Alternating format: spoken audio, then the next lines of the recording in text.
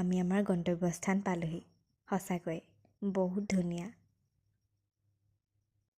এয়া আমাৰ অসমৰ পবিত্ৰ স্থল বাসুদেৱ থানৰ সুন্দৰতা। যিহেতু মন্দিৰৰ ঘণ্টাবোৰ বজাই মই বৰ ভাল পাওঁ, সেইকাৰণে যিমান পাৰোঁ এফালৰ পৰা বজাই গৈছোঁ। শুনিছেনে নাই ক'ব আকৌ দেই। এয়া কেশৱ দাই, মই আকৌ এবাৰ বজালোঁ।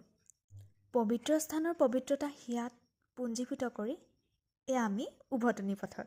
আৰু এইজনী মই, হাই হাই হেল্ল'। এয়া বগীবিলতো ক্ষন্তেক ৰৈ প্ৰকৃতিৰ বিনন্দীয়া ৰূপত আমি বিভোৰ হ'লোঁ। ৰঙচুৱা বেলিৰ আভায়ো কিন্তু আমাক লগ নেৰিলে দেই। এই ৰঙা বেলিটোও এদিন অস্ত যাব, কিন্তু একাজলি নতুন কিৰণৰ দৰে এটি নতুন অভিজ্ঞতালৈ আমি আকৌ আহিম। আজিলৈ বাই বাই।